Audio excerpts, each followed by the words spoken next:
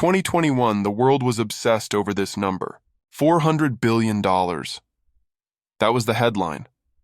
A massive 25-year partnership where China promised to save Iran's economy and secure a permanent foothold in the Middle East. But fast forward to right now, January 2026, Iran is tearing itself apart. Hyperinflation, riots, the aftermath of the 12-day war. The regime is on its knees. And where is that $400 billion? Where is the Chinese cavalry? They aren't coming. Because if you look at the raw data, China doesn't have a plan A for saving Iran. They have a plan B. And plan B actually relies on Iran staying broken.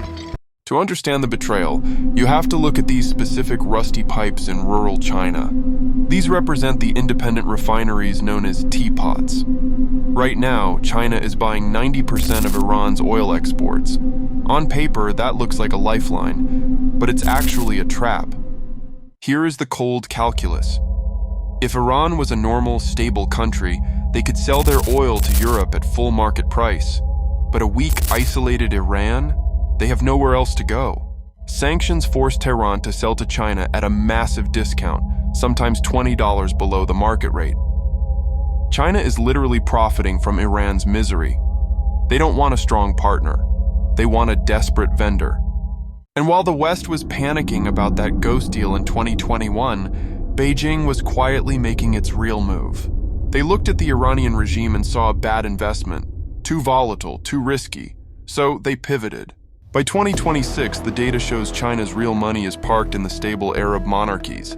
They bought their insurance policy with the Saudis, which means they can afford to let Tehran burn. But if you still don't believe me, look at the physical infrastructure. This is the Middle Corridor.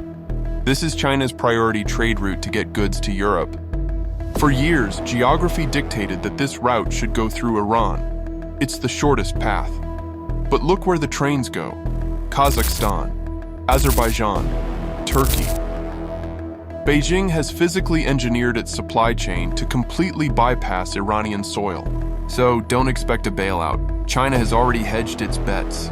The tragedy of the Iranian state is that its most powerful friend prefers the status quo, a cheap gas station that is too weak to say no.